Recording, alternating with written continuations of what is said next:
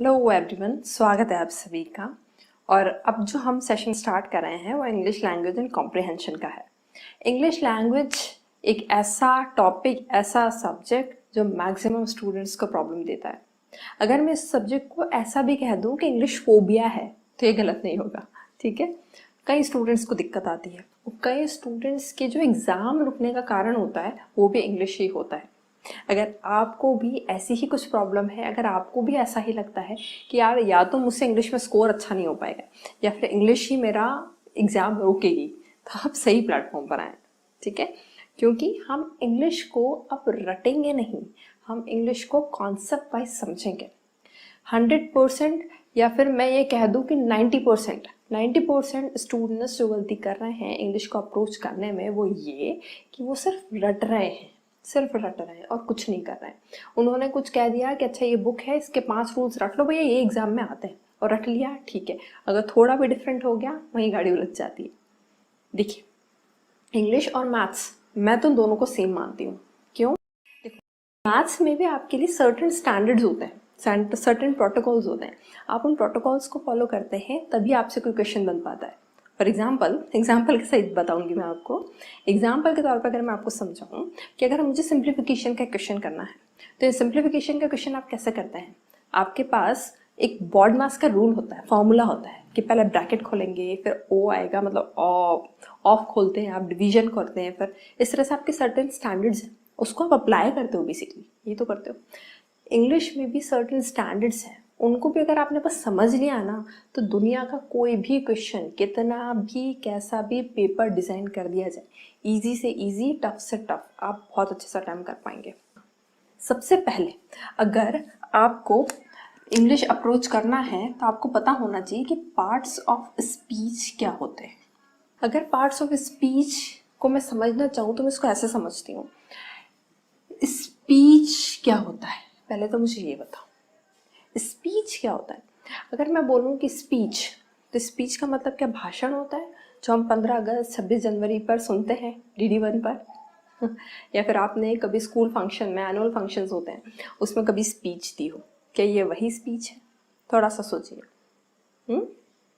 जी नहीं। स्पीच यहाँ पर जो है वो है सेंटेंस, और वो सेंटेंस जो कि इंग्लिश में बोला गया है।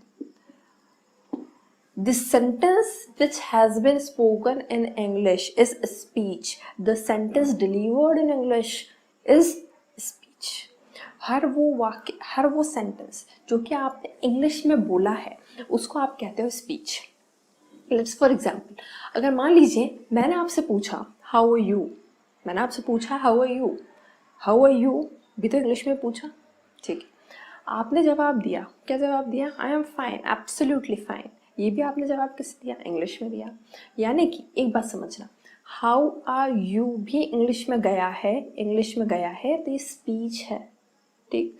आपने जवाब दिया आई एम फाइन, ये इंग्लिश में ही आया है, ये भी क्या है? स्पीच है।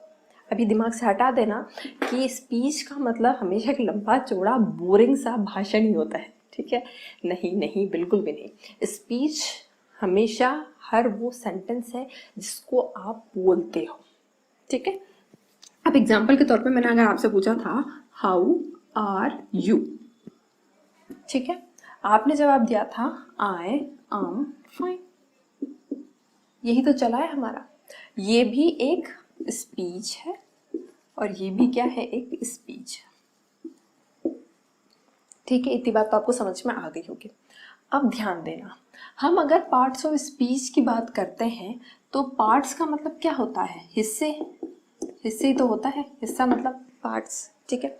अब इस स्पीच के पार्ट्स क्या हैं? अगर मैं इस पूरे के पूरे सेंटेंस को एक स्पीच कह रही हूँ तो ये इसके पार्ट्स क्या क्या है? इसके पार्ट्स क्या है? एक हाउ, एक पार्ट क्या है? आर, और एक पार्ट क्या है? यू। इसी तरह से स्पीच का पार्ट में देखो तो आई, एम और फाइन, ये सभी इसके क्या है? पार्ट्स हैं। यही तो हम देख रहे हैं, ठीक है, ठीक है। तो ये सभी इसके पार्ट्स हैं, जैसे how is a part, are is a part, you is a part, I is a part, am is a part and fine is a part, ठीक है।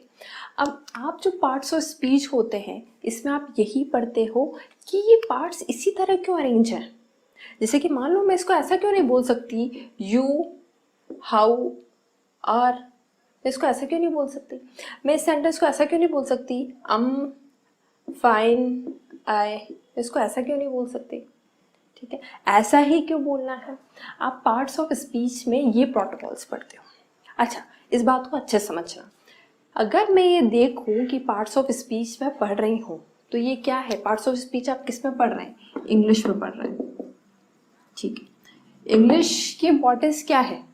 पहली इंपॉर्टेंस तो ये मैम हमारे एग्जाम में आती है इसलिए हमें पढ़ना है। ठीक है, दूसरी इंपॉर्टेंस, इंग्लिश अपने आप में एक भाषा है, लैंग्वेज। लैंग्वेज का बेसिक सा काम क्या होता है? अगर मैं पूछूं कि what is the primary purpose of a language, the primary purpose of a language is to communicate, to make us able to communicate. भाषा एक ऐसा माध्यम है जिसके द्वारा एक या एक से अधिक, दो या दो से अधिक लोग आपस में क्या करते हैं? कम्युनिकेट करते हैं, है ना, वार्तालाप करते हैं। ठीक है, अब मान लीजिए आपको और मुझे आपस में कम्युनिकेट करना है। ठीक है, मुझे हिंदी आती है, ठीक है, बट आपको तेलुगु आती है। ठीक है, तो क्या आप और मैं आपस में कम्युनिकेट कर पाएंगे? बिल्कुल नहीं। मैं क्या बोलूँगी, आप तक पहुंच नहीं पाएगा। है ही बात, समझो। इसी तरह मान लीजिए आपके हिसाब से ये सेंटेंस सही होता है, ये आपका वाला सेंटेंस है और ये मेरा वाला सेंटेंस है। ठीक है, ये मैं कह रही हूँ हाउ यू, हाउ आर, मैं ऐसा बोल रही हूँ, आप ऐसा बोल रहे हो हाउ आर यू, तो भी क्या आप और मैं आपस में कम्युनिकेट कर पाएंगे? बिल्कुल भी नहीं।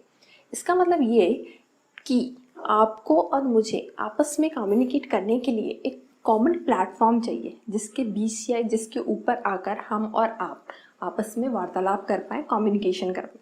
ठीक है, और यही काम कौन करती है? हमारी लैंग्वेज करती है, और इंग्लिश एक भाषा है। इसका मतलब ये कि सर्टेन स्टैंडर्ड्स बने हुए हैं जो कि यूनिवर्सली एक्सेप्टेड है। आपको उन स्टैंडर्ड्स के बारे में पता होना चाहिए। अगर आपको वो स्टैंडर्ड्स पता होंगे तो आप आसानी से चीज़ों को डिलीवर या कम्युनिकेट आपस में कर पाएंगे। आई होप आपको मेरी बात समझ में आ गई होगी कि पार्ट्स ऑफ स्पीच को पढ़ने की इंपॉर्टेंस क्या है। चलिए आगे और देखते हैं थोड़ी सी चीज़ें। अगर मैं आपसे पूछूं कि पार्ट्स ऑफ स्पीच कौन कौन से होते हैं, तो पार्ट्स ऑफ स्पीच में आंसर आप सभी का आ जाता है। क्या आता है देखते हैं। पार्ट्स ऑफ स्पीच क्या क्या होते हैं? एक तो होता है noun, second pronoun, okay, third verb, then adverb, sorry adjective ले लेते हैं, एडजेक्टिव, और फटाफट फटाफट आंसर करिए। नाउन, प्रोनाउन, वर्ब, एडजेक्टिव और adverb, conjunction, preposition and interjection। ये सभी 8 पार्ट्स ऑफ स्पीच होते हैं। इसका मतलब हर वो सेंटेंस, दुनिया का हर वो सेंटेंस जो कि इंग्लिश में बोला गया है, वो कहीं ना कहीं इन 8 पार्ट से ही मिलकर बना है। इन 8 से ही पूरी की पूरी भाषा कवर हो जाती है। ठीक है, इसका मतलब जैसे कि मान लीजिए आप ये कह रहे हैं हाउ आर यू, ये भी कुछ ना कुछ इसको नाम दिया गया है इन सभी में से।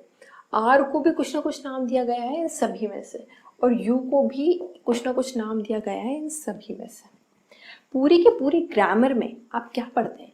पूरी की पूरी ग्रामर में आप यही समझते हैं कि इस वर्ड को इनमें से क्या कहेंगे, इस वर्ड को इनमें से क्या कहेंगे, और थर्ड वर्ड है इसको इनमें से क्या कहेंगे। ठीक है, पार्ट्स ऑफ स्पीच का नॉलेज होना बहुत ज़रूरी है अगर आप अपनी एरर डिटेक्शन, सेंटेंस इम्प्रूवमेंट वाला पार्ट सही रखना चाहते हैं। तो ये एक ऐसा पोर्शन है जिसमें दिक्कत आती ही आती है अगर आपने प्रॉपरली नहीं पढ़ा है तो। ठीक है, तो ये जो हमारा सेशन 1 रहने वाला है, जो कि हम नेक्स्ट सेशन से स्टार्ट करेंगे, उसमें हम part wise parts of speech को देखेंगे।